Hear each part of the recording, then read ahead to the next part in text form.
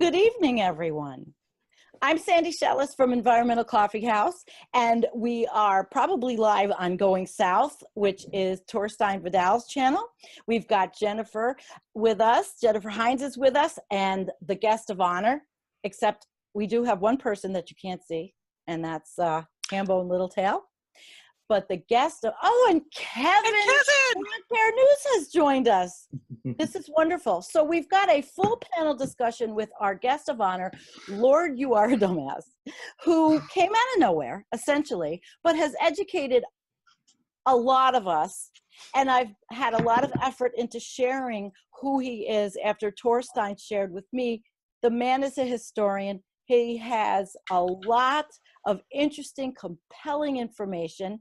And the last thing that he was talking about was the debt strike to try to avert climate catastrophe if we can. So we assembled this cast of characters, Environmental Coffee House, Black Bear News, Going South, Jennifer Hines, to get out a discussion about whether this is something that's even viable. Can we do it? Can we get the buy-in of hundreds of thousands of people to realize that if we don't have much time? And from that, Lord, I'm going to give it to you. Okay, is anybody getting this echo? Because I'm getting a big feedback from somebody. Can everybody on the panel mute or? We don't have much time. Is it me? And from that, Lord, I'm going to give it to you. Is anybody getting this echo?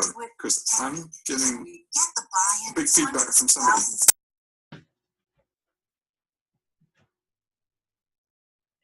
Yeah, we're gonna have to fix that, Torstein.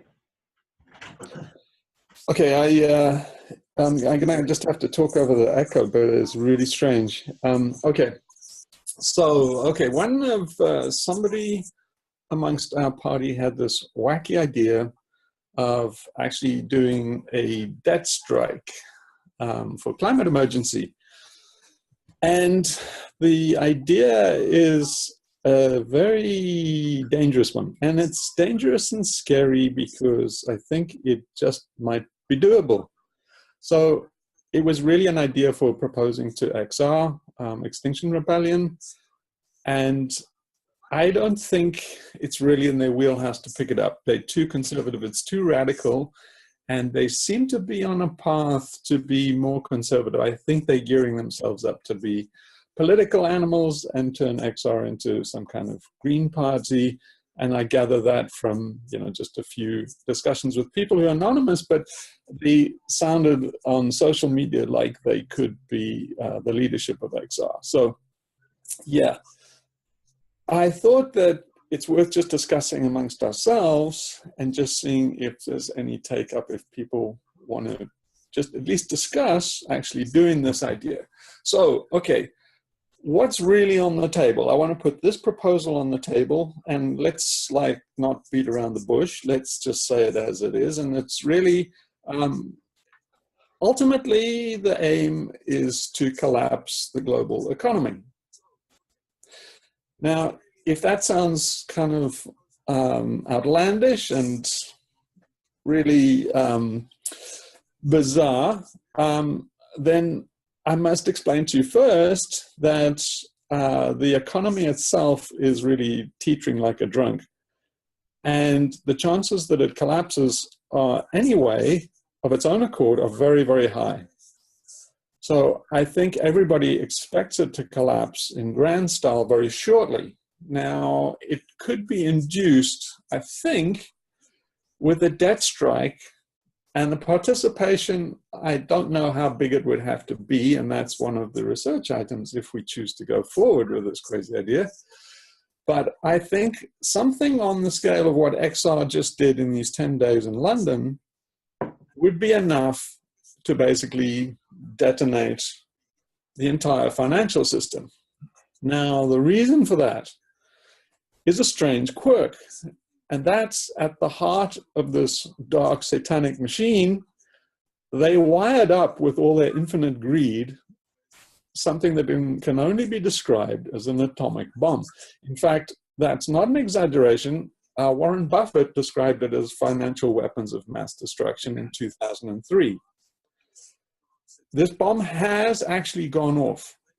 People don't really understand, but in 2008, not a lot of people really know the story of what happened. But I can tell you in a nutshell what it was the derivatives market imploded. And the bomb itself is the derivatives market.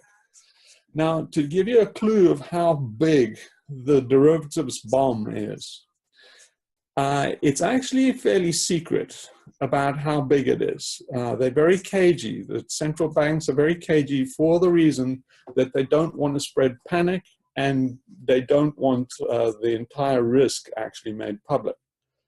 But to give you an idea of the scale of it is the Bank of International Settlements, the BIS, admits that it's greater than 700 trillion. Now, to put that in perspective, the global economy, the entire GDP of this planet is 70 trillion. So they admit that it's 10 times bigger than the GDP. Now, nobody believes that. Any serious economist will say it's at least 1.2 quadrillion to 1.5 quadrillion. Now, what the hell are derivatives?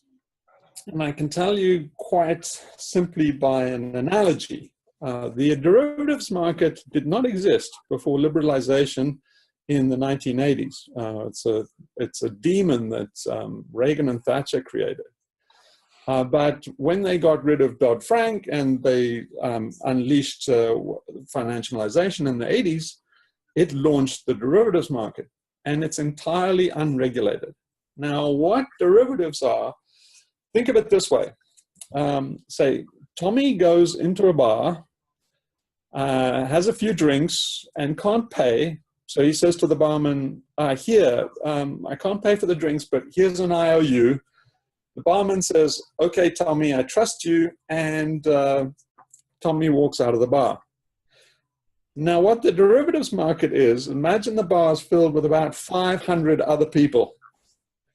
And immediately when Tommy walks out of the bar, they immediately start gambling with each other, doing side bets on whether Tommy will pay this IOU back.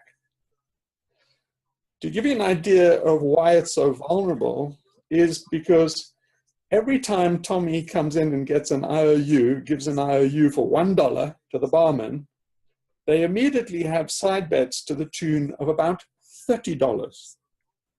So when you go out and buy a house, you get a mortgage-backed security. Every dollar of that fixed assets has a minimum of 30, in some estimates 45. People then put side bets on whether you'll actually pay them back. Now, these are all things that range from things that really can be equated to no more than racetrack bets that you'll pay it back, to what you might really call insurance against payback. So a large part of them are things like CDSs, convertible debt swaps. And that means if Tommy doesn't pay back, so the barman can get a CDS, he says, if Tommy doesn't pay me back, then I can switch it with you. You take the bad debt, to somebody else. There are things like interest rate swaps, which are basically, say, Tommy put this bet in dollars, and if the dollar tanks, I'll switch to the yen. They're basically all these kind of ways of hedging risk. At the same time, creating this massive balloon of counterparty debt.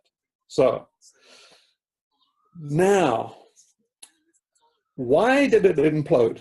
It imploded because they reached too far. They reached into the subprime mortgage debt. They're basically people that are not debt worthy. They extended trillions worth of debt to people to buy houses. And it imploded because basically they all turned toxic. They had a formula for working out the risk, and the formula didn't pan out because of why? Real world reasons. And basically theory does not translate to practice very often. And so that's what happened in this case. And that burnt the entire system down to the ground.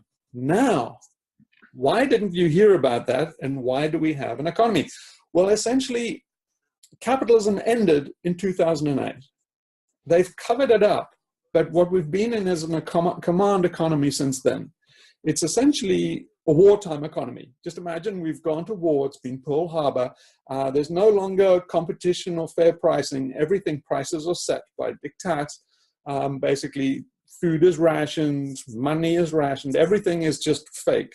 All the accounting is rationed, we're in wartime, and that's where we've been since 2008. What happened was the major thing they did was they simply suspended accounting rule 157C. And what that said was you have to mark all this bullshit to what its market value is. And that was a GAAP or general accounting principle. Now, they had to suspend that so that everybody could just cheat and say that all the stuff which was now worth zero, the market froze. 1.5 quadrillion market froze on one morning. And they just said, okay, all of us are broke across the board. What we'll do is we'll just suspend the accounting rules, and you can use any reasonable method of accounting to account for all this worthless paper that you now have. And so accountants in general did the easiest thing and say, well, we'll just say it's worth what we paid for it. Since there's no market, it's meaningless what you paid for it. But that's what we've done since 2008. Now, a lot of economists have come and said, you bastards in the banking regulation industry, you caused this whole debacle because we were running a very good crooked operation, cheating each other, and you forced us to do proper accounting. So accounting rule 157C only came out about 2 years, it came out about in 2006. So they said it was your bloody fault for making us account properly that caused this debacle. That's how bad this is. But anyway, the point is, everybody is broke. They bailed out people like people that were creditworthy in the major banks, people like Deutsche Bank, but all of them, there wasn't enough QE to bail them out. They've been zombies. All the banks in the world, all the big banks that matter, have been cadavers since 2008. The biggest offender of all is people like Deutsche Bank. Deutsche Bank is in hark to the tune of $55 trillion. Now compare that to the German economy. The German economy, in total, the GDP is 1.2 trillion. So there is no way in hell that Deutsche Bank is viable or ever will be in the lifetime of this planet. But they threw Greece under the bus to cover that up, just so they could pay the interest on essentially 55 trillion. Okay, I hope I'm not going into too much depth here. I'm wondering if that's why nothing is. Okay, wait a sec. I gotta switch up my volleys there. Sorry. Okay. But they threw Greece under the bus. Oh, I see. Yeah. Just so. Okay, go ahead. Okay. I'm just saying, I'm wondering if that's why we haven't tanked yet, you know, because they've basically shown the signs in the last 3 years, right? I mean, Deutsche Bank has been teetering for like 3 or 4 years, but everything is still going, right? You know, that like 3 or 4 years of 2014, 15, everybody was saying, this is it, here we go. The Italian banks were about to fail, German banks were about to fail. You know, they were saying the bubble's about to go, you know, a couple of years ago, and nothing's, you know, everything is, here we are, you know, everything's still going, like, right, you know, that 3 or 4 years so of 2014, they did, 15, right? They absolutely cadavers. This is it, here we go. The Italian banks were about to fail. So they are absolutely on the gurney, no life, they are decaying cadavers. What happened 3 or 4 years ago was the veil slipped. Basically, the curtain around the cadavers slipped. So what happened was Deutsche Bank owed a coupon. It's just a tiny little coupon, a meaningless little thing, but it was convertible to Deutsche Bank stock. They couldn't afford the premium on this coupon. We're talking, these guys are so bankrupt, you have to imagine it like a 19th century monarch that has, you know, sold the buttons on their regalia, and then, you know, some monarch relative has to get tin buttons for him so he can come out in public. That's how bad it is. And that's what happened, is basically the kind of mask almost slipped off. Right. So now, what I'm saying to you, not everybody would agree with this assessment. So I think you people, some people know about MMT and modern monetary theorists. Now, these are whack jobs and crackpots that come out of academia, and they say, well, you know, Keynes taught us that you can print money ad infinitum, and there's no wall, there's no limit you can hit. We just print our way out of it. Now, this is complete horseshit, and the reason it's horseshit is for a number of reasons. One of them is that this money is not free. According to the Federal Reserve System, you pay 6%. All of us in America are paying 6% for every dollar that we get from the Fed for quantitative easing, or rather the Treasury does. And so MMT theorists ignore that. They also ignore the fact that you cannot hide the fact that when they do quantitative easing, that money goes to the national debt. And the national debt can only get so big before credit rating in America itself will be downgraded. Now that's a vicious cycle, because a downgrade in America's debt automatically means that they can't basically borrow. They can't get bonds and give out treasury notes, or their ability to will be downgraded. And that will mean that they will be caught up in another one of our sins that have been going on since 1971, and that's that all this mountain of essentially petrodollars will be repatriated to America. China owes about a quarter of all that America's debt. So the dominoes will fall. If America is downgraded, basically China will fall like a domino, and the rest of the world goes. So there's a lot riding on this little IOU of Tommy's. And they printed their way out with 3 series of quantitative easing since 2008. They can't do it again. They're out of ammo. They can't service the quantitative easing debt that they've got under the current system.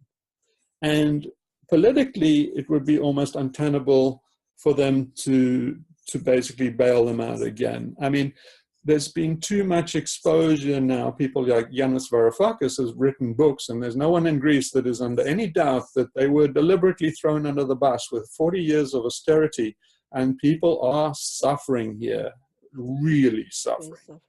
And they're going to be suffering for another 40 years, even though they said, oh, Greece emerged from bankruptcy, it was just propaganda. It's they emerged from the term of a cover letter. They won't emerge from austerity for 2 generations. It's a crime of monumental proportion, because nobody here is in any doubt of the truth. And the truth was that the whole Greek scandal was just to funnel money secretly to Deutsche Bank so that they could keep afloat. Okay, so now that kind of thing is well known around the world. So it's not really possible to print their way out of this one, because also it's politically untenable, because I can't foresee them doing Occupy movement. Occupy movement was a failure. I think central bankers know that there's very likely blood on the streets if they do another Lehman-style bank bailout. Now, okay, that's some bunch of whack jobs, the MMT guys. There's another bunch of whack jobs. The economists will tell you, follow me. no, there's no risk. There's basically all the basically guys in the bar that have bets against each other. They all counterparties, and each counterparty has a counterparty risk, so they all net out to 0, therefore there's no risk. Well, that's complete baloney, because it also assumes that the entire debt, the debts are all symmetrical, that Paul owes Peter $1 for a bad bet, and Peter owes Paul $1 for a bad bet. And you can bet that it's not symmetrical, and somebody's out there that really is exposed on a vast one-way bet. They're probably Lehman Brothers galore that nobody knows about, hiding in this woodpile. So that's a nonsense argument. The other argument is all one of these 500 bettors in the bar is actually broke themselves. So they have 1.5 quadrillion in bets, and they're actually penniless, a lot of them. So they have to, in practical terms, to settle the bets, the losers essentially have to come up with 750 trillion, and there isn't that amount of money in the universe. So it's a bogus argument to say there's no risk in the derivatives market. There's massive, massive risk. The question is, how far can they go papering it up? Now, their exposure is monumental on all fronts, because while they've been holding down the money at zero, made free money, it's allowed people like, basically private equity firms like KKR to do these massive raids. So there've been raids like, for example, Toys R Us. So Toys R Us were decimated because of private equity firms like KKR. They came in, they basically do a leverage buyout. They get money at 0%. Because they're big borrowers, they go and buy a place like Toys R Us on leverage. They then load up the company with debt, take huge amounts in fees, then walk away, let the company collapse under that debt burden. And that's what happened to Toys R Us. Everybody else then went, oh, they can't compete with Amazon. No, they can't survive their raid is what happened. And that's what's been happening then. There have been bubbles blowing out everywhere. Everybody knows this can't continue. But now the proposal is we start a mass defaults on one of these classes of debt. And so the thing would be a popular debt strike on, I would choose somewhere like November the 5th. And then the aim is to deliberately collapse the economy.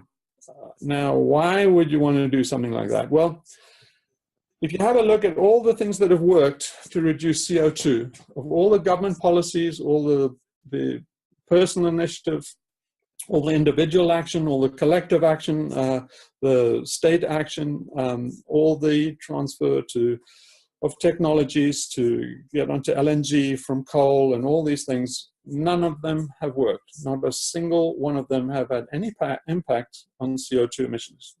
To date, you can fact check me on this, but as far as I know, there's only been one thing that reduced CO2 emissions, and that was the collapse in 2008. So when that happened, politicians claimed that it was because of all of the new policies, particularly switching to LNG, which was very convenient for them, natural gas. And particularly Obama claimed all the credit for basically reducing CO2. But he was soon exposed, and by 2010, studies were coming out showing that no, it had nothing to do with the government policies. It was entirely the slowdown, the economic slowdown. Now, the slowdown was immense. It was about 11 to 12% reduction in CO2, which almost exactly matched the slowdown in the economy. And it was conclusively proved that when the economy picked up, CO2 emissions picked up, absolutely correlated in lockstep. So it is a point of fact that the only thing that stops CO2 emissions is a collapse in the economy. So it follows that it correlates exactly. So you can stop CO2 emissions, you can bring them to zero if you collapse economic activity to zero. Okay. And I have one question, if you don't mind. Can you hear me? I'm getting this massive echo, so I'll try to hear you. Because there's a lag. Everybody's hearing us later. My only thing is with this is, and it's fascinating since I have been reading and studying about this, is then the personal responsibility and buy-in of a large enough population of people globally that would do this to have it actually happen. I mean, there's, you make a choice of personal, you just say, okay, I'm done and I'm going to do this, but that's your personal finances, your life. And maybe you could help us a little bit understand the individual and how this would work for the individual. Okay, I just figured out the source of the echo. I had had the YouTube thing on in the background, so thank God for that. Okay, 30 lashes with a wet Okay, noodle. so for the person, so you were saying for, could it be an individual action to do it? Well, no, I was actually saying how, I mean, you can't be an individual action, but how would it work? How would we work it with our finances and all that? I know you talked about that on your video, but how also we get the buy-in of enough people to make it happen so that those of us that do it aren't left like in the middle of the road writing these checks to the treasury and then nobody else does it. Okay. So I would propose that we do something like this as a game plan. The first thing I would put at the top of the agenda that we need to look at and discuss is the McPherson paradox, and allay fears that we would lose the global dimming effect. So that deserves some discussion. Then I would suggest that we proceed on to, if we still like what we're hearing, we proceed on to the next stage. And that the next stage would be to do due diligence on all this stuff. And I would propose we do that by having a short list of heavy hitters and celebs, that we, cordially invite to be on our channels, and we draw up a list, we share them amongst the channels, and then through collective action, we basically hound these people till it's easier to have an interview to get rid of us. The kind of guys I'm thinking are people like David Graeber, who wrote Debt, the First 2,000 Years. He's one of the people that started Occupy. And he's proposed in his book for a debt jubilee. So yeah, he's a fellow anarchist. I don't know him personally. Then there are people like Max Kaiser and Stacey Herbert who have been saying, basically this is Armageddon is coming, financially speaking and climatologically speaking, and they tremendous sources. There are people like Nassim Taleb, who wrote The Black Swan, and he, this is up his, this is in his wheelhouse too. Also tipping effects and things like Surowiecki, and wrote books like The Wisdom of Crowds and things like that. That kind of collective action of crowds. There's also the guy who did, I can't remember his name now, but the guy who started the Pirate Party. He did exactly this kind of launch, and he has a playbook on actually how to do it. So I was just halfway through reading that. Maybe Torstein knows about that. Do you know about the Pirate Party, Torstein? Sweden. Hello? Can you hear me? Yeah. Okay. Is that the guy called Domscheit or something? I don't know. Let me see. I think I can quickly look up his name. He's called. But maybe I can do a little catching up. Okay, wait. I'm 2 seconds away from his name. It is Rick Folkvinger. Okay. In Sweden, Rick yeah. Folkvinger. But Lord Hugh, there are some important things that we need to consider here. The first of them is like, of course, Extinction Rebellion, the stuff they did in London was just amazing. Even though it was amazing, it was, in a way, the easy part. The hard part is going over to the politicians and getting something out of it, right? So that's they are in an impossible situation almost. But for the suggestion with the debt jubilee and the bomb aspect of it, one problem in your resume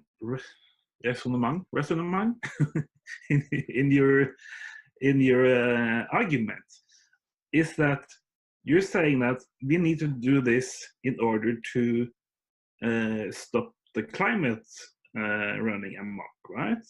And then there's a question: are we looking forward to the tipping point, the big tipping point for the climate, or are we looking back at it? Is it 2, 3, 4 decades behind us, right? So I'm thinking, if you're going to detonate what you call an economic nuclear bomb, we have to really, really think this through, and we have to know that the effect of it could stop a runaway climate, and not the climate already being in a runaway state, right? So that's one thing.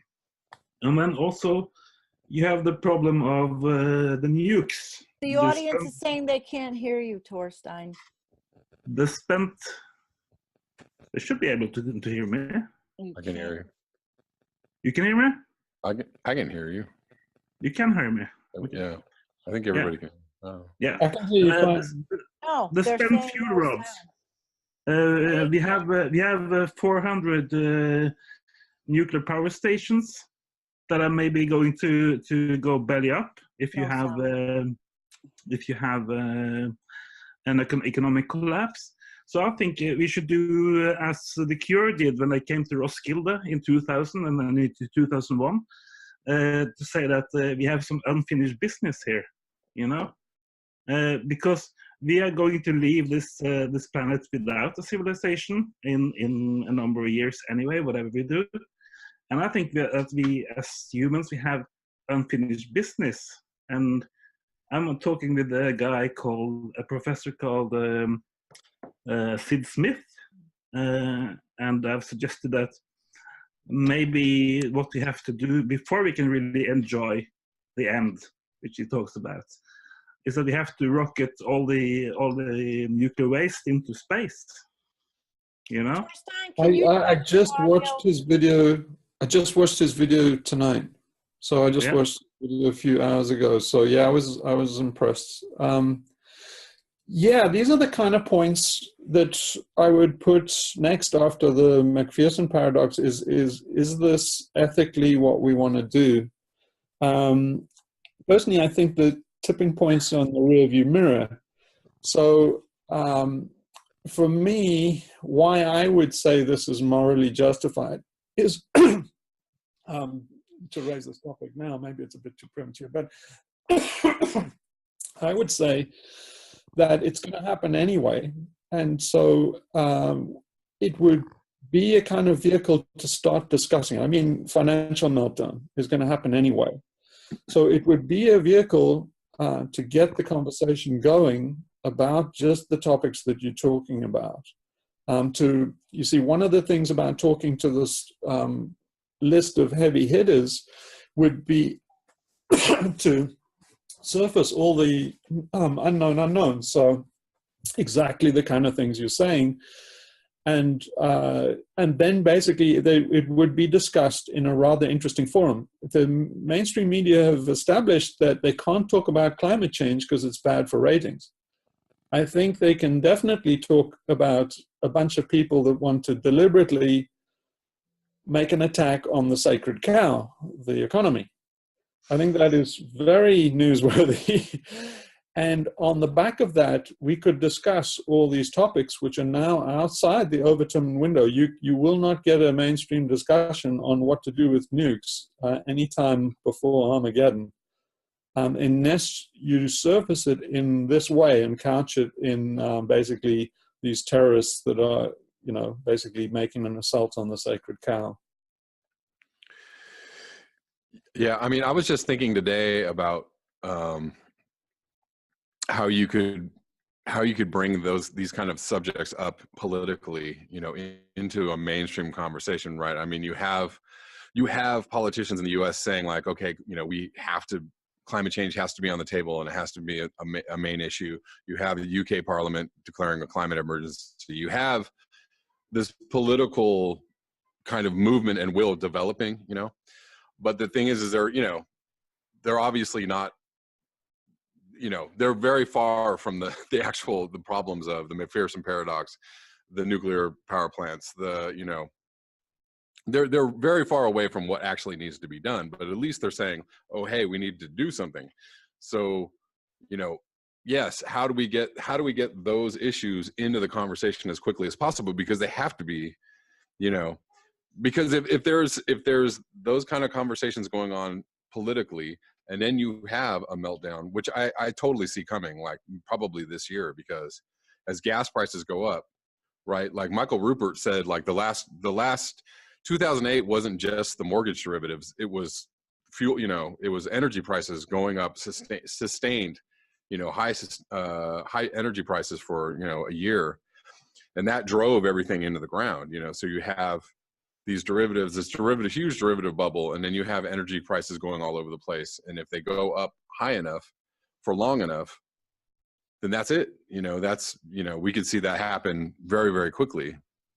But you have to get those things into the conversation as quickly as possible. Like, hey guys, if we have an economic meltdown, who's going to take care of the nuclear reactors? If we have, you know, if we lose all this global dimming, what are we going to do with, you know, a sudden 1C rise? Like what, you know, how do we?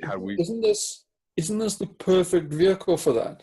Because Yes. if we can establish ourselves as a bunch of Bader-Meinhof nuts that are trying to rally everybody to deliberately pull the plug on the economy, I mean, I think that is very newsworthy discussion points that, you know, that's a vehicle you can raise these important issues on. I mean, who could not discuss that as a reason for why these nuts should be stopped?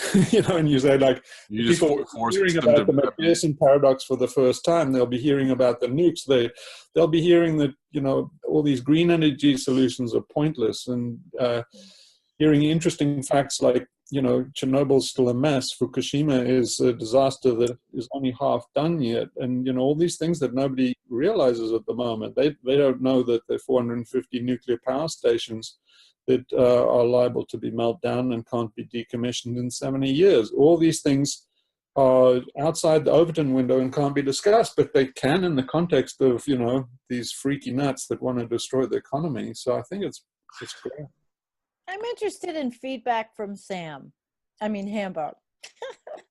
He's sitting Hamburg. back. He's not on the screen, but I'd like to get a little feedback from him on the discussion. Are you there? Are you there? Hambone? He's muted. All right. There he is. Oh, there he is. How to unmute. Now, guys, as I tried to tell you when we started into this is not my area of expertise. I'm just going to fall back on the old line I've been saying for 9 years. Well, a couple of things. I tore up all of my credit cards 9 years ago. I have not paid 1 penny of interest in my life for 10 years. This is the number one piece of advice I have to anybody out there, is stop feeding these sons of bitches behind it all. So we all need to tear up our credit cards. I have no car payment. I have no mortgage payment. That's my number one piece of advice. On one of my very first videos, I was giving that advice. The other thing that I've mentioned many times is Ayn Rand was in 1957. No one talks about the most important passage in Atlas Shrugged, is when that lefty politician was, the lefty professor was in this heated debate with this industrialist, what I would call a planet eater. And the planet eater was laughing at this. They were the little lefty talking about all the regulations on industry and all of this, and how government and politicians need to take a stronger role on cracking down on the planet eaters. And this planet eater laughed in his face, said, there is one way to put us out of business, and that is to stop buying our products. This was, Ayn Rand, who was defending the obviously the industrialist point of view, and trying to get government regulation off the, I'm sure Donald Trump is a big supporter of Ayn Rand if he could actually read a book. But that's the bottom line, guys. There's one way to put these bastards out of business. It is to stop buying their products. But as the industrialist was saying to the professor, you're never going to do it. All of you little lefty whatevers, it's never going to happen. You're going to sit there and complain and whine about us. You're going to keep buying our products. We're going to keep going right on about our business and laughing all the way to the banksters behind it all. Not a damn thing has changed since 1957, since Ayn Rand wrote that. The problem is 10 times as worse. And again, I fully support any one of these efforts. I am 100% behind you guys. But I joined this, it was November 5th, 2019, for me 10 years ago. And the fact that Hambone Littletail has not paid 1 penny of interest to these evil sons of bitches, I have not noticed one difference in the state of the planet since I made that decision. And so while I encourage you, I assure you I will be joining you in not paying any debt to any of these people, because I have no debt. I have zero debt in my life. I have had zero debt in my life for 10 years. And that's really all I have to add. This is one of the few times that I can actually say, do as I do. So Hambone, it's kind of more than that. It's what it really is an intervention, so on other people's crack habit. So in other words, to do this action properly, you would have to really go up and get, up to the hilt in debt, and then default on November the 5th. The idea is that you seize up the credit markets. So the effects of that is people won't have the ability to emit CO2 because they won't have the ability to get credit. All the CO2 is emitted on credit. So you would basically, what you're really doing is eroding confidence in the market. So there's risk in the market, and they can quantify that risk. What this is doing is creating uncertainty, and that freezes the market. There wouldn't be a debtor left because there wouldn't be any creditors. Now, one of the major creditors in all of this, or major would-be debtors, is Xi Jinping. He wants to basically save China or preserve his neck by keeping China growing at about 6%. He can only do that with a massive tranche of borrowing, and that's what China is about to do. There's no way they could do it if the credit market was illiquid. So it's a question of basically destroying the crack market. It's not, your example is staying off crack. What we're proposing here is destroying confidence in the crack market. So basically the tables are overturned and everybody vacates the crack market. I 100% support you on this effort, whether it's going to penetrate the juggernaut or not. I have my doubts. I don't know how I personally can be part of this. I cannot get the credit to buy a big pen on layaway at Walmart right now. I let my credit rating go. So I will not be borrowing any money. What about the other fifth or ever again, as long as I live? Nobody it would be fool enough to. Now, 10 years ago, I could have borrowed $1 million and run it up. Okay, so this is not really about individual action for us. For us, it's about basically agitprop. So for us, it's basically getting interview candidates, raising the possibility that this will happen. This is not something it's not something that the people in this forum are going to lay their credit rating on the line for. We would be in the business of exploring it as an idea and then promoting the idea as far as possible. So it doesn't require action on our part. It just means that we would have to interview people, explore the idea, publicize the idea. And so, so I think the way we would interview is with a list of, people that we divide amongst all the channels, and then we divvy the people that will be interviewed up. I don't think they can they're not in a position to actually endorse something like this. But what we would want out of them to quantify the size of how big this action would be, exactly how many participants, and to surface unknown unknowns. Now, And it would target the banks, the banksters, the big banks, would it not? Is that what you were? well, okay, so this is what I'd say is that the smart way is to, I think, and this is all for due diligence and research, but I think what you'd do is you'd take certain types of debt first. So I would say that you would start off with student loans, credit card debt, and medical bills. And those would be the first things you start with. And the reason is there's a broad age demographic in those. If you just, student loans are ripe to go anyway, because students know that they've been suckered, and they know that unless they're in a STEM job, they're going to go out with 30K of debt after their graduation, and they're going to go out into unemployment, and their credit rating's going to be screwed anyway. So they're primed to default. In a lot of ways, what we're doing here is giving people the right to default with dignity. The credit card debt is, you've got to imagine single parents and moms out there that are going to default anyway. And then the medical bills are basically the senior generation. So if you can get a cross-generational consensus that this has to happen, it's going to happen anyway. So, you are getting people that would default because they're under duress. And you're just saying to them, now we're giving you default with dignity. Now you can do it as an act as a social justice warrior and not as some American loser that's fallen in the gutter, which is what people feel about themselves. So it's a psychological thing as well.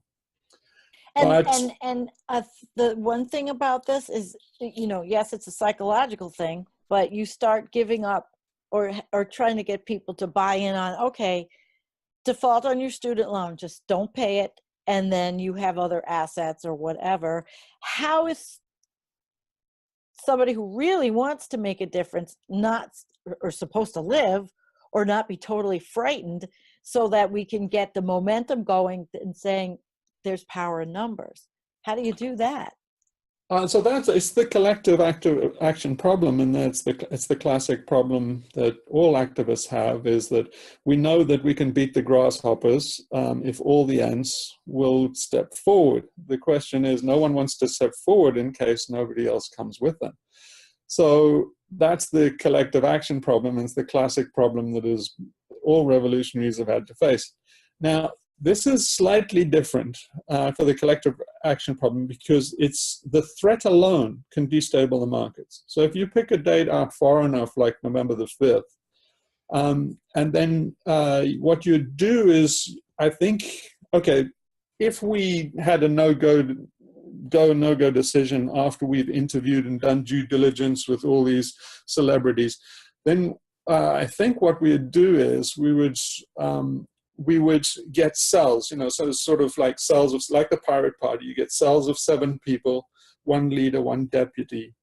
What would happen is you try and get those cells to metastasize, but in essence, they would have Tupperware parties where you would get buy-in, and you'd get people to pledge that they would default on their debt, on this date. And or you can have, like in the 80s when they had, after the good times ended in the 80s, people had credit card cutting parties where they take all their friends to the bar, run up their last bill on the credit card, and then cut the credit card up. And so these things you would basically, if you can't pay your debts, you would have one of these parties. You would write a letter of intent to your creditor and say that on November the 5th you intend to default, and then, by the way, to just give you an idea of how bad it is to actually do this letter of intent, I'm not sure, I have to be fact-checked on the legality, but if you send your creditor a letter of intent and say that I'm going to default on some distant date like the November the 5th, your creditor is pretty much screwed. Imagine if a guy who's, a parasite living off all these people, and all the hosts that he's living off send him a letter of intent saying they're going to default on November the 5th.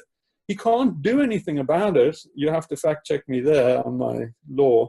But yeah, I think in most states in America, he wouldn't be able to get any more credit, because basically it would be fraud if he's got a letter of intent saying that he's going to get a default on that date.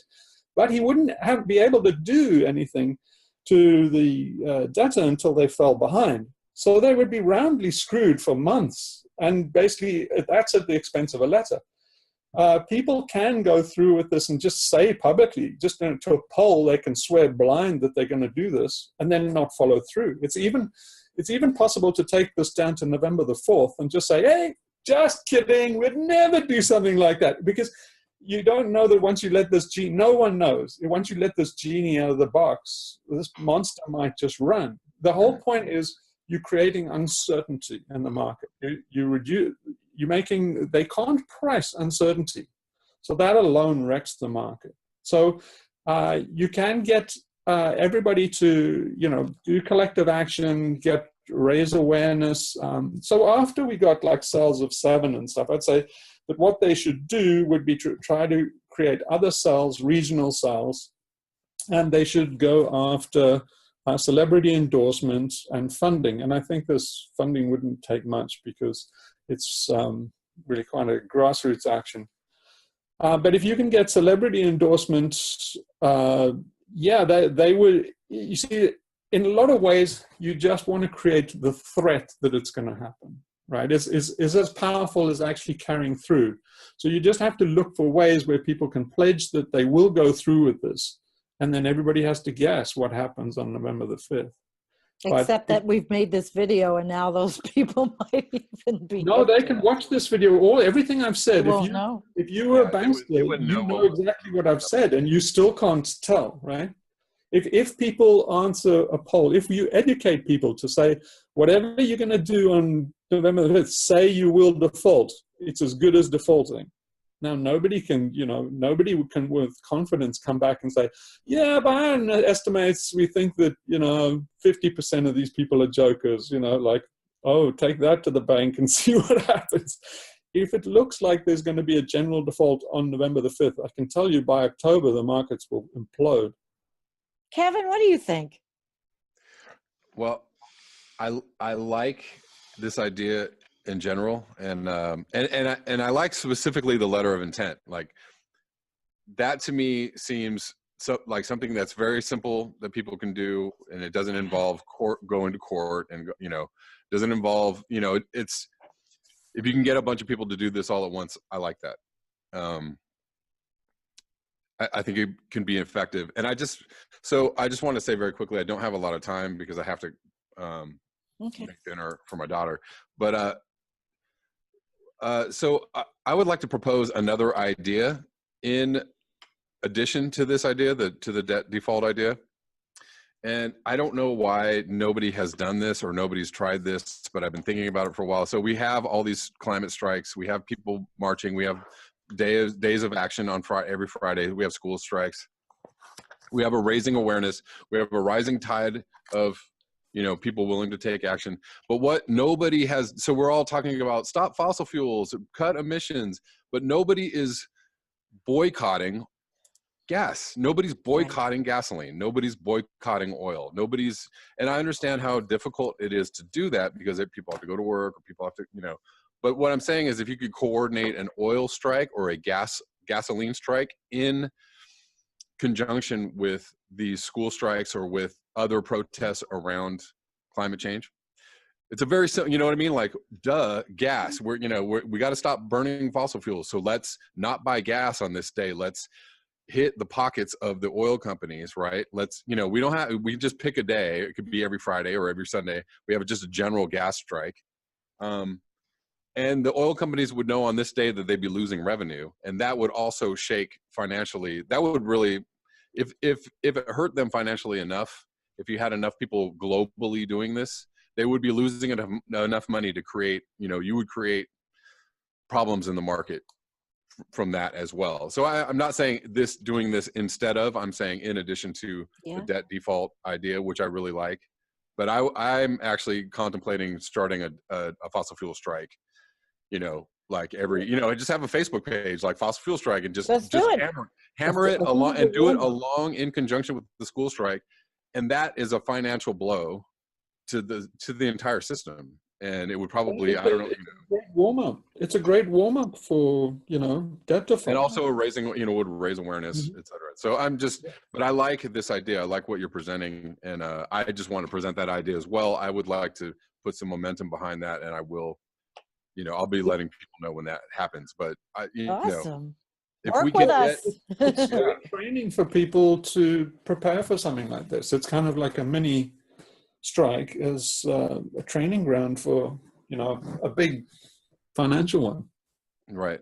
And if we can do, if you can get enough of these pillars of contention in society, we're not going to do this. We're not playing the game anymore, right? We're not going to buy the fossil fuels. We're not going to pay our debts. We're not going to, we vote of no confidence in, the industrial civilization as it is, and then you can find other ways to do this. You'd have shopping strikes. You can have, whatever you can, you can have, I think the idea of debt jubilee has been out there for a while. So if you raise awareness around a debt jubilee or debt,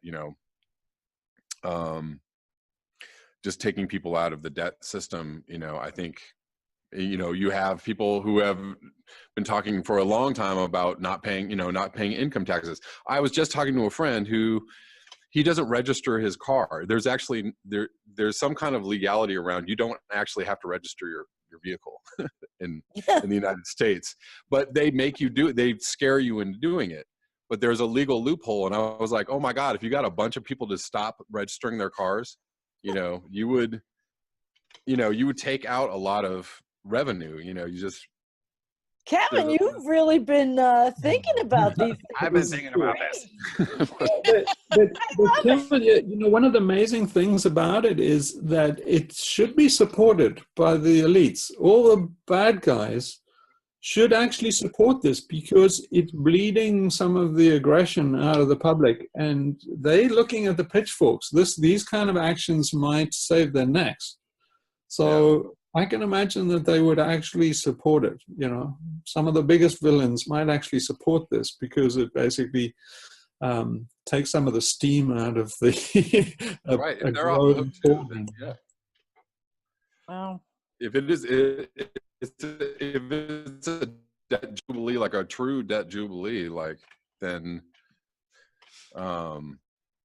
it's how a lot of people would be behind that. Of course, you're going to crash the system. So yeah, and I think anybody who's like, yes, we can do this, it's going to wipe everybody out. So but afterwards, everything will come together again. But see, what I point out is that people want to do a Green New Deal. They have to burn the system down first. I mean, Roosevelt's New Deal was how to build the system up after it had collapsed. That's why it worked. You can't get a system running flat out and say, hey, we're going to transform it with a New Deal. It's, who's going to buy into that? Right.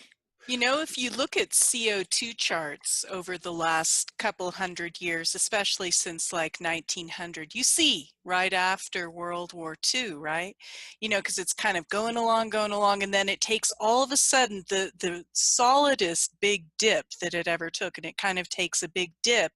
And that's when the Roosevelt initiative with the New Deal and everything like that started to ramp up. But that shows the inextricable link between the economy, CO2 emissions, and consequently climate at large. So that's one thing that kind of occurred to me. And another thing that occurred to me was the interlocking exponentiation of the different cycles that we're on. So we have exponentiation in a lot of different ways right now. We all know, those of us who have been watching climate and looking at climate, we're on an absolutely exponential path, and you can kind of see that steep curve. But the same goes for the economy. And I think that all these exponential feedbacks are all inextricably linked. And then the other thing that occurs to me, Lord Hugh, when you were giving your initial overview and summary, you made some statements about Deutsche Bank. And, you know, it occurs to me that Deutsche Bank's been in the news an awful lot lately as well. I mean, Deutsche Bank's a known money laundering operation. It's extremely corrupt. And, you know, right now, what's happening in the United States is the big Russia probe has come out. And of course, Trump's finances are very, very interlinked with Deutsche Bank. In fact, Trump had gone bankrupt so many times that Deutsche Bank was the only one that would give him money. And Deutsche Bank, I believe, is also interlinked with Russia and Putin. And I just was wondering if you would be willing to comment about that. Yeah, I mean, they're all rotten. So HSBC has actually been prosecuted for supporting terrorists. So they have know your customer. What's it called? Know your own customer, NYSE. But that means a regulation that they force the banks to be self-policing on all these crooks. So if they suspect money laundering and stuff, which you know, basically these scumbags are all doing, or terrorist activity or anything like that, they are supposed to report it. And they not only don't, they've actually participated in being prosecuted. They just did settlements with no complicity. So they did no admission of guilt settlements. HSBC is probably the worst. But Deutsche Bank too, they've been financing outside of sanctions. It's just a complete, it's just, they banksters. So if you want to read more about that, one person I think we should put on the interview list is Naomi Prince, who's been exposing the bankster racket and how they've been colluding, you know, with hostile state actors that are actually on the terrorist list. Everybody from Hezbollah to the Saudis, you know, so, you know, it's rotten to the core.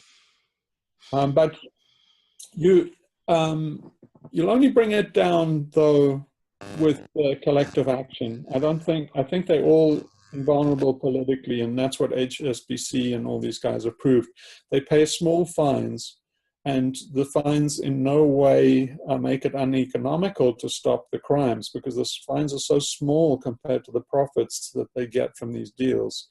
And there's no criminal culpability. Since 2008, there hasn't been a single prosecution for malfeasance, so much that in previous centuries they would have hung for it. So yeah, it's a reflection on how bad this system is. But this is the way to bring it down, because everybody knows about it. It's all been exposed, and now we're in the post-truth era. Nobody gives a damn about crime anymore. So to Kevin's question is, this is not directed at the politicians. In a sense, what you're saying with the debt strike is, you guys are fired.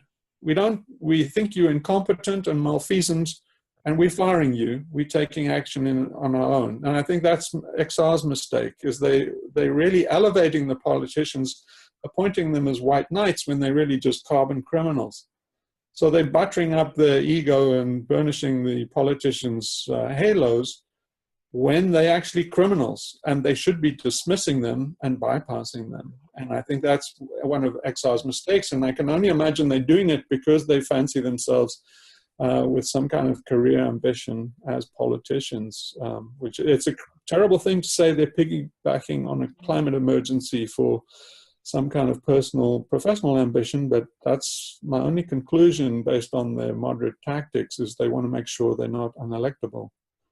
You really think yeah, so? I mean, rather than appealing to them, you know, I totally get that. Like, I think you have to suck the energy out of the system in the way, you know, and that's why I was proposing some kind of like strike or boycott, general boycott, because you suck, you know, you start collapsing the system. You start, just like Hambone was talking about, you stop buying their shit. You stop, you know, and I don't see boycotts being done at, you know, very rarely. There's Sean King has done some boycotts. He's a Black Lives Matter activist, but you know, he's the only person I've seen organizing boycotts in the last 10, 20, 30 years. Like, it's just something that people don't engage in, and it's really damaging. It's very damaging to the system. So this is, the boycotts are very, very powerful. They were done in South Africa. So during the anti-apartheid era,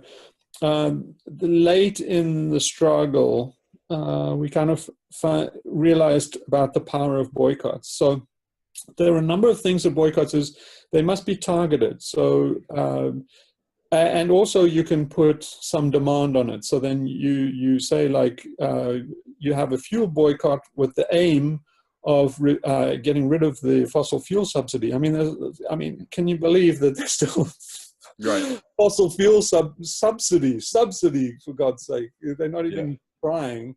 And you say that it's for that. But the other thing is you can create supply shocks. So, for instance, you can run up. So everybody has, you know, a massive run up as a prelude to basically the strike. And what that does is it creates a supply shock that can be fatal for the supply line. So in other words, people will restock shelves of a certain item and they will build up inventory so that when the strike comes, they're left with all this inventory and it becomes a nightmare for them. So much so that you can take down a big corporation with a big enough, you know, supply shock.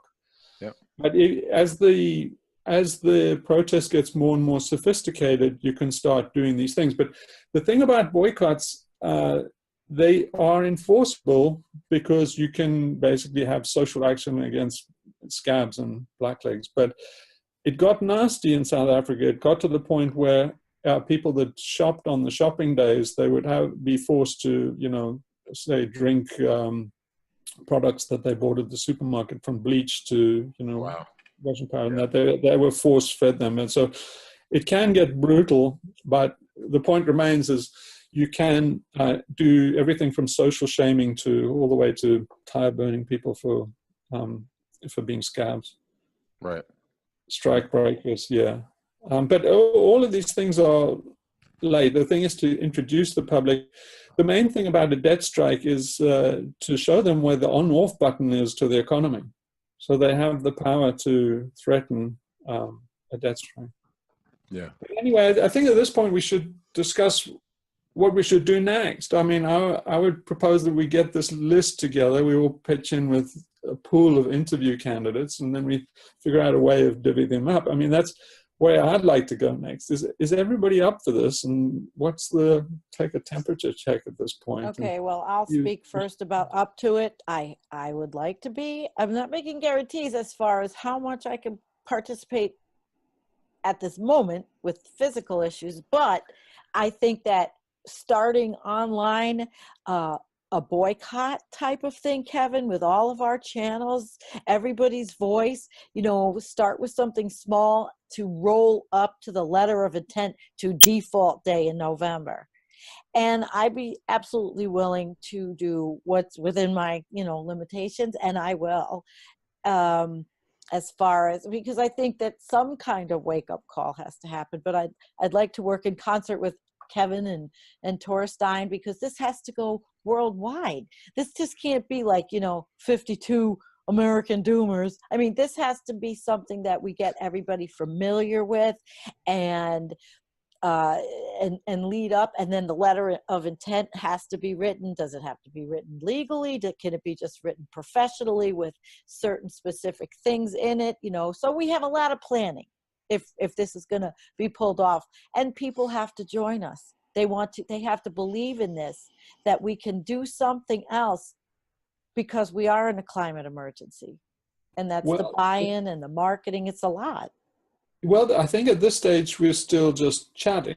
So we just in due diligence, and I really like the idea of due diligence by talking to these personalities, because there's some fascinating interview subjects. This is new stuff. I haven't heard any stuff like this, and you know, it's like Torsten was saying. On the back of this, you can introduce some very fringe subjects that should be mainstream, and they just not. And you know, I would love to hear what somebody like Yanis Varoufakis would say about, you know, the McPherson paradox. I bet your ass he's never heard of it, and it would, you know, he's got real clout. So yeah, I did have a small email exchange with him, but and not enough to warrant an interview and stuff. I'm not really in contact with him, but I just give that to you as especially, I think everybody on this channel could have some phenomenally interesting interviews. And so it's How very about low commitment. scientists? Wouldn't Yeah, scientists, we need to get scientists on board. well, how do we physically assemble this list and how do we divvy it up?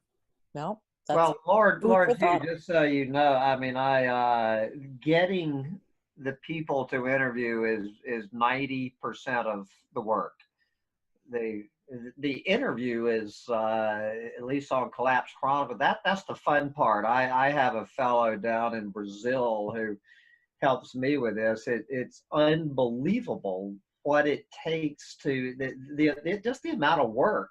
I mean, I am all ears, but I admit this is a little, I'm fully going to admit this is a little bit out of my league, and I'm not going to be running in the circles where the people who could talk to me intelligently about this are going to come across my radar in my regular life. You are very welcome. I am always encouraging people to send me. So if you can send me some ideas, but I'm afraid I'm not going to be able to generate. I will be.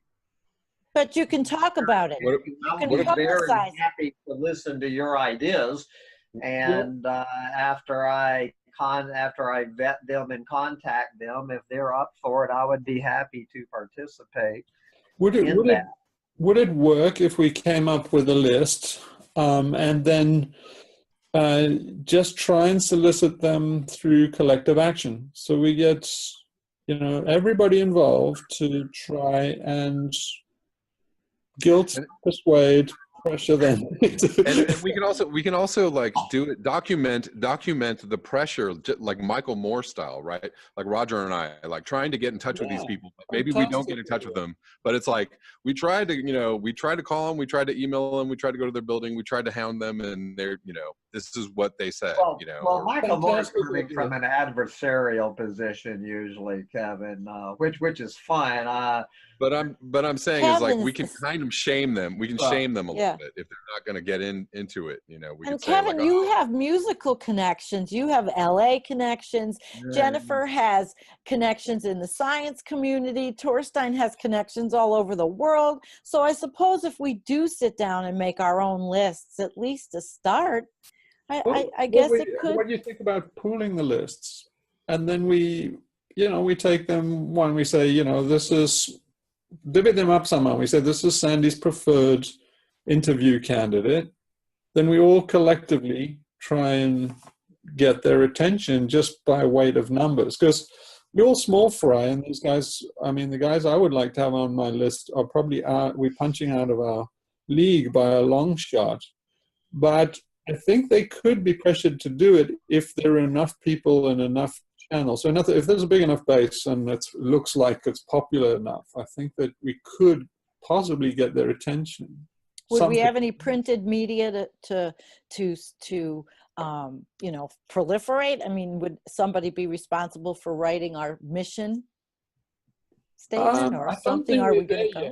I think we're just putting a toe in the water now. I mean, really what I would think, since these people can't probably really afford to endorse such a radical action as we're proposing, I would say that what we're doing is due diligence to decide just how big a movement would have to be to achieve the result of, basically a collapse of the derivatives market through default. So that and finding all the unknown gotchas. But I think that's all the commitment is at this point. It might be nice to have something up on Reddit or something so we could actually coordinate just hounding these people, just recruiting them for interviews. Hey guys, really good for an audit trail. Yeah. I apologize. I have to go. I apologize, but I want to continue the discussion, and I think a Reddit idea is, Reddit thread is a good idea, but I have to go right now. So thank you for the discussion. And thank you for your contribution. Keep up the good fight, brother. Thank you for coming. Great suggestions. Yeah. So yeah, you know, one of the things that I think would be valuable is if we kept a very public record of everything we did, even if it doesn't go very far with us. It is basically some basically a body of research for other people who want to try this can learn from what we do, as long as we make our, you know, strategies public and everything we do as public as possible and record it. Via a Reddit list? Is that what I you're mean, saying? I So we like set Reddit. up a I list? Reddit. You Okay. know, I like Reddit. I don't know what everybody else feels. I mean, what does the audience feel? I mean, can we ask? Yeah, that's where I usually get the majority of my ideas come from my own listeners. They are the sources for people writing in and asking me to please interview this person. That is the number one way that I find my interviewees. But I admit that this is a little bit of an esoteric topic, and I don't think that either one of my channels is going to be flooded with recommendations from my listeners about this. But again, brother, I am all ears, and so if you want any names you come up with, I mean, that is as long as they pass my muster, and then I get the second opinion from my fellow in Brazil. As long as we are both for it, I'm happy to do it, and that's really all. What channels do your viewers? What channels do your viewers use to recommend people or request? Well, mostly Collapsed Chronicles. Now I run all my interviews on both of my channels, on Collapsed Chronicles and Humpty Dumpty Tribe, but they are originally aired on Collapsed Chronicles. And how do they communicate with you, through the comment section, or do they send you emails, or Both. Either just through public comments on the page or private emails. I get both. Yeah. So where can we have a place that's has a good record? I mean, you know, Reddit makes sense to me because we can have a poll at the end of it to say, Yeah, you know, Torstein's already got it set up. It's our collapse on Reddit, and we'll all join it and get in. And everybody that's watching this can get in on it, and we can have a lot of voices in conversation all together. That's and another excellent place is LinkedIn, believe it or not. No, I don't want to use LinkedIn. Oh, no, I don't like LinkedIn. It's too corporate. No friggin' way am I using LinkedIn. Nope. Yeah, nope. I'd hate LinkedIn. You would be shocked, Sandy, how many doomers are going in on LinkedIn. Yeah, but that's a professional site, and I don't want to do that. But I don't think a lot of us would want to. Well, Jennifer, what do you think of all this? You know, for me, to be honest with you, it's a big thing to take on board, and it's difficult because I've been very committed to my finances and, you know, leading a responsible life, you know, and being independent and successful and all things like that. And it's a hard idea for me to take on board. And that's okay. There's a lot of us that feel that way. I mean, we have a lot to lose, but just what Lord Hugh said about threatening with a letter of intent type of thing could be just what we need to start with. Yeah, nobody knows whether you carry through with this or not, right? No. It's really about activism. I wouldn't ask for personal commitment from anybody to carry through with this. Yeah, well. That the quote threatening or the Michael Moore adversarial position is not my MO at all. It's a letter of intent. It's an invitation to be interviewed, and as much as I would like to get in screaming matches with half of my guests, I mean, I'm going to approach it from a very polite and I'm not going to come at it from an adversarial position. Well, that wasn't really the way a letter of intent would be. It would be a professionally written letter just stating fact This is my letter of intent. I intend to default on my debt on November 5th, 2019, and whatever else that sounds a little bit, you know, official, legal, whatever, but it would be respectful and professional. This is a professional thing to do. It's not just being well, we're not adversarial. talking about threatening the interview candidates. We're talking about threatening the all right, establishment. I just wanted to make okay. I just wanted to make sure we had communication on that, brother. That We could even no, call we're this trying to make the worldwide. establishment shiver in their boots. We're not Yeah. trying to make interview Yeah. candidates. It could be Worldwide Letter of Intent Day. There you go. So. We don't want to, as I say, y'all can keep me in the loop, but I'm going to sound somewhat like Jennifer that I have got so much on my plate. And so do we all. So that's why we're just in my fleshing own it out. life. I am glad to be of assistance, but I'm not going to commit to being really proactive. I'm glad to join you, but you guys are going to have to do the legwork and then bring me in as a comrade. I'm glad to join from that perspective. that works. I mean, it's whatever amount of commitment you want works with this because it's really flexible. We could bring the indigenous communities in. I think they might be interested in this because they're in a lot of actions. Yeah, I got a comment on my video from somebody that I asked her if she would be an interview candidate because she was straight out of that fight. Liz Gilbert? Yeah, that's right. Yeah. Yeah, we're all in the same circles. We all know each other. Yeah, so she said some amazing stuff. I think that would definitely be it because I think that there are a lot of people, you know, basically on the forefront of this debt war. We're all pretty liberal and, you know, comfortable bourgeois, I'm afraid, this group.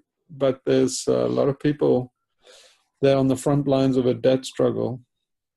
And so, you know, maybe we should find out about their story. That would be interesting. So you mentioned about Collapse thing. So Torsten, you actually the moderator on Collapse? Can you hear me, anyone? Yeah. Yeah, cool.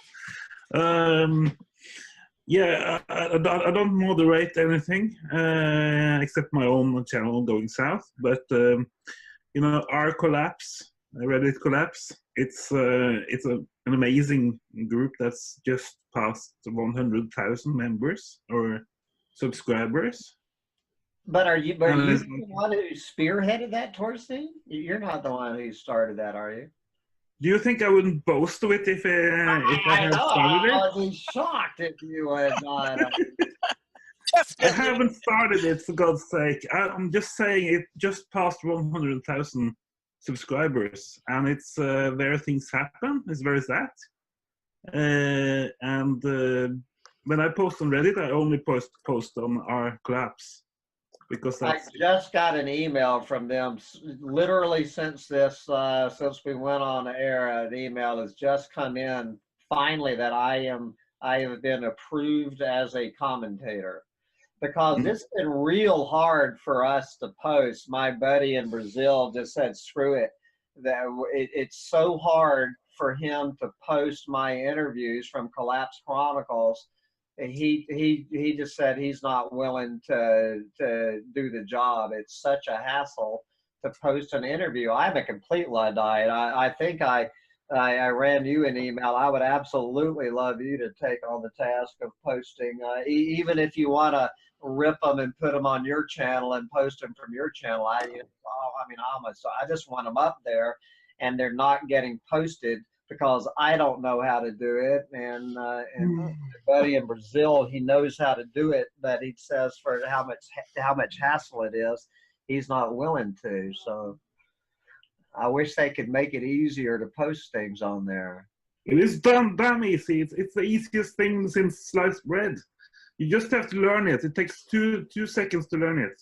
Well, you should see me try to slice bread. I cannot slice bread. You know. That's the thing about sliced bread is already sliced in the shop. Anyway, I'm not posting. I would love to be starting a posting technical this stuff. conversation with. Anyway, well, this is people getting right beyond now. the purview of our conversation, but anyone who wants to post my interviews on Reddit Collapse, by all means, the job is available. Okay, we got one tech support job going. Do we have any votes for what forum we manage this in? And is anybody up for this? I don't know about managing, but I will join the Reddit collapse that Torstein was talking about, even though nobody could hear him except us. And then maybe everyone else will come on board. And that's already an established group with like zillions of people. So we could join in with this video as the introduction to us. What do you think, Torstein? Just go yes or no because nobody can hear you.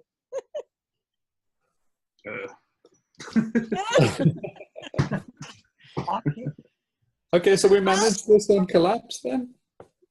Sure, and we'll communicate more, and we'll tell everybody what's going on. And I think, I'll post soliciting interview candidates, shall I? So we get a pool, and then should we match it up with the channels that Osama got? Osama number 5, he got a long list of channels. That's a good idea. Yeah, cool. Okay, so all right, let's do it on Collapse then. Is that motion carried? Do I have a second? I will second that one. To find someone to do it. Okay, well that's cool. I mean, I think that's everything that was on the agenda to cover in this. So let's post this video and pick it up in Collapse and carry on from there. I think that's awesome. Can I just add one point for the agenda? Oh yeah, go ahead. I would just say that it's also my wish that Carthago should be bombed or something. Wow, that's an old joke from the Greek Empire. Carthage? You want to bomb Carthage? Carthage Are you should Roman? be burned. You said Carthage should be burned. Bombed. No, it's just a Roman joke. But can I finish with my ethical thought? I wish people could hear you. Yeah, they can. No, the thing is, there's a difference between just leaning back and watching the world burn, and actually going in and making it collapse, by our own will or our own concerted actions. And it's at least to me, who studied philosophy and ethics and bioethics at university, it's like it gets complicated because every time you want to do something good, hundreds of bad things happen. It's the same with the geoengineering. If you spray sulfur in the atmosphere, tons of fish will die in the rivers and everything. And it's sort of, if you are going to do something beyond just threatening to default debts, right? If you're going to actually do it and actually collapse the economic systems, we have to think about all of these domino effect, follow-on effects with like nuclear power stations going belly up and all of that. And I'm just thinking about people closest to me and my old family and everything. I feel I can't sort of take responsibility for furthering the collapse or putting it closer in time than it would otherwise be. So I think it's a lot of things we have to discuss here. I mentioned earlier that there's a question whether the ice tipping point already happened, like in the 70s or 60s. So if this idea to default the depths is only meant to prevent the tipping point from being reached, then it's a no-go, and it's a no-starter, right? Yeah, so, okay, so first off, I'd say this truly is what you say. It's setting a match to burn the house down. Now, from my point of view, I think we're in a gulag. I think we're in a labor camp, and it's going to turn into a death camp before climate emergency is through with us. So what I characterize it as is we're in a basically Auschwitz situation, and it's a difficult ethical question, because I'm saying that we torch the whole death camp. This is really a proposal to torch the death camp. Now, the first objection is, who's going to feed us? The kitchen's going to go with this. And so, yeah, we are preempting the end of the death camp. We're also basically imposing suffering on everybody. It's torturous, ethically speaking, because if you let it run, I think we're all going to wind up in a gas chamber, effectively. The equivalent thereof, the establishment will eventually manage our extinction in, a brutal way. We're looking at the Four Horsemen. We're looking. See, one of the things involved in this, in a death strike, is also what it would remove the ability for these bastards to make war. And there's every sign that they're going to war. I mean, before John R. Bolton has finished his term, I can imagine at least 3 wars will be chalked up on his bedpost. And they're moving a carrier into the Gulf now, which is a clear move for mobilization against Iran. So I think Iran, Venezuela, and China are slated for war. We're moving towards war with them. And this might remove their ability to wage war. So it's immensely complicated. But you are right. Yeah. In essence, it's that's the second counterpoint, is that are we really sure that it's a long time before it collapses anyway? Because if it collapses like 12 months from now, then we don't really have to do all this effort. Yeah. So. You see, this is the thing. There is, I make the point that it is preparation. So in my view, okay, this is where I'm at. I think we passed the tipping points. For me, this is psychologically important. For one thing, to prepare people so that basically when the shock happens, you can blunt the shock. Just because people have been aware of it, there's a lot of psychological evidence that if you prepare people in advance, when the actual event happens, it's not as painful as they say. That's why the doctor says to you, this may hurt, because there's a lot of clinical evidence that if he says that first, that when it hurts you, it's not as bad as if he just walks up behind you and jabs you in the arm. We're about to get a jab in the arm that humanity's never had before. So the argument is that if people know about it in advance, and hence the discussion of what we're opening up a discussion and trying to open up, make it as mainstream and wide as possible, that creates awareness, which reduces pain. The other thing is, if they cause or are perceived even to have caused the collapse, so that's psychologically a lot more positive than if they are victims of a collapse. So even if the death strike and the collapse happened more or less simultaneously, or at least in some kind of conjunction, they would be hard to tell if one caused the other. I imagine that kind of thing would be hotly debated. But you can imagine it in terms of the conservative and the mainstream media dialogue, because it would be, was the ship so rotten that it sank, or was it the bastards, the torpedo that sank it? But either way, you're over the climate change denial stage by far, just by the fact that you forced them into that conversation. And I like the idea of giving people the positive power. So basically they will feel like giant killers. Most people don't know that the economy is teetering on the brink, and it's a Jenga castle that's about to implode, and it's a staggering drunk that's going to fall flat on his face anyway.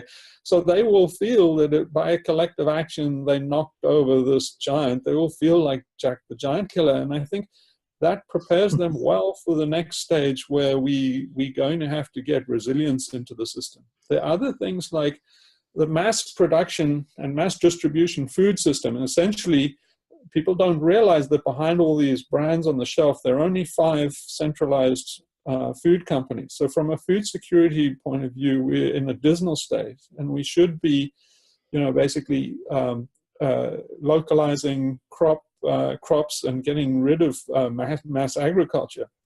So a collapse of the system forces people into things like homesteading. It forces people to recover some